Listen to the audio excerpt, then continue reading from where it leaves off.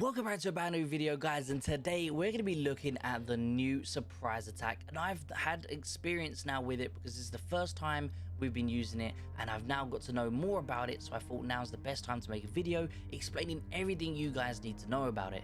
Now, I do want to start off by saying one thing we didn't know, which I'm glad we was able to find this out for the video, is whenever you activate it, only your leader and co-leader can activate it, by the way, guys. But whenever you do actually activate it, it does need a 24-hour period before you can start using it. You can't just activate it and then go. I don't know why. It's a bit weird because it's called a surprise attack. I should be able to activate and boom, hit them with a surprise.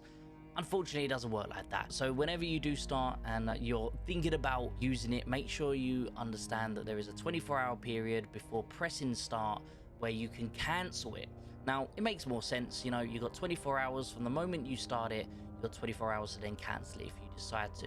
So with that being said, guys, let's jump on in and kind of look at the different things about it. Now, one thing I noticed, that the missions here, you've obviously got the different missions because unfortunately you do lose out on all your other buffs, so you get given some missions. Now, these missions are available for you and your alliance to complete. It's not you personally, it is the alliance as a whole. So for example here, kill 35,000 reserves belonging to commanders from other alliances. That doesn't mean you need to get 35,000 kills. It's just the alliance as a whole. And then when you get it, I think it's every like 3 days after you activate it, you have 3 days to reach these different tasks, being destroy bases, destroy villages, build your own villages, and then also kill enemy reserves. Now, with that being said, I thought that once you get it, it says that it lasts for 2 days. So I was a bit like, is this, you know, very good? I'm not too sure. I don't know how good this option's going to be.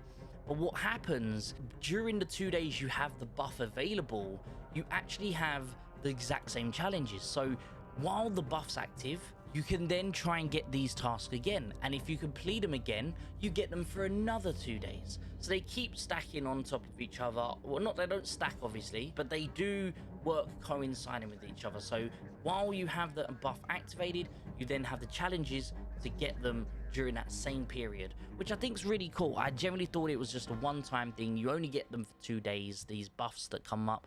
But no, they do in fact keep regenerating every 2 days. So if you do manage to keep hitting those milestones, those targets, you will keep getting them. So as you can see here, occupied strategic places will no longer buff you, unfortunately. Also, if for example you are able to say teleport somewhere and steal someone else's land, so for example I'll show you here now, the best way is, let's just say we manage to teleport here, build a CC and destroy these villages and take the factory. If we was managed to be able to do that and steal the factory from them, obviously we've had the help, we've had the advantage. So the way it works is whenever you do go to get stuff, you pretty much only get half of anything available. And if for example here's an odd number, you get just below half, which kind of sucks, but it's understandable. So you get basically everything is cut in half, but except the end one. So no, normally like if you control a settlement at the end, or if you control the whatever it may be, you don't get any of them anymore, which kind of really sucks. But I understand it, you know, if you do want to have the option to be able to teleport anywhere around the map, you're definitely going to want to be able to make sure that they can't just teleport everywhere and still get all of the buffs. Also, with that being said, guys, the strategic places, for example, the forts give you buffs, right? Troop and base damage resist of +3, we no longer get those buffs. Same with the Alliance Repute, you don't get any Alliance Repute. That would also count for things like the settlement. We're not getting any repute for it. Oh, in fact, I lie. We actually do get it by the looks of it. You still get your repute for your settlement, which is crazy. There we go. We learned something new that I didn't even realize before making this video. But anything that we would have faults and stuff like that, unfortunately, you won't get the buffs for them, which is very unfortunate, but it is what it is. So with that being said, the best thing about it is anywhere that has open land, you can teleport into. So if I wanted to, I could teleport right into this sort of empty territory. You're not able to obviously teleport into claimed land. You can only teleport into land that is not currently occupied. So there's pros, there's cons, but at the end of the day, guys, if you're stuck in safe zone just like we are, the best thing to do is to activate this. You might be thinking, Scopes, if you can teleport anywhere, why are you stuck in safe zone? It's where the enemy are. The enemy are at our safe zone. There are some in the middle, but unfortunately, we're not able to teleport in here because they've built it all. We could, for example, teleport here and then maybe truck my Howies all the way down and go through, but it's a long procedure. I've already got all my kills. I'm just having fun here on the safe zone, cheesing it with my turrets in the safe zone. We've got Howies protecting me.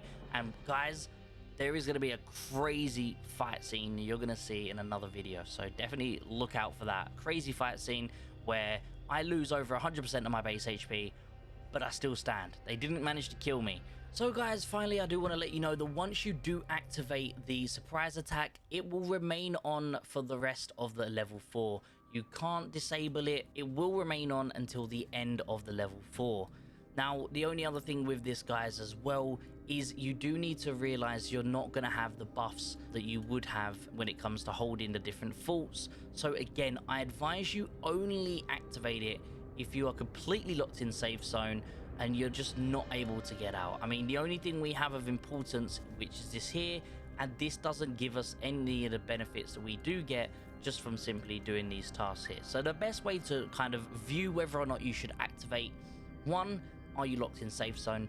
2, the buffs that you get from completing it, i.e. the 4 damage resist and the 4 damage, are these overweighing the stuff that you already have? Or if you do already have, say, some other strategic places, if these don't give you like better benefits, maybe think about holding on to the other stuff that you already have. But that being said, guys, I do want to say massive thank you to everyone tuning into the video. I am going to leave on screen just teleporting in, having some little fights, killing some people, teleporting out, getting called rats because we're going in and getting out. We're just like jumping in, killing people, jumping out and stuff like that, and it's pretty funny. But just a couple of little fight scenes for you to finish off the video. As always, guys, I want to say a massive thank you to anyone who tuned into today's video. Hope you all have an absolutely amazing day, and as always, please let me know down in the comments if there's any videos you would like to see made, and maybe we can help you understand and learn Warpath. As always, guys, appreciate you all. Hope you have a beautiful day, and I'll see you in the next video.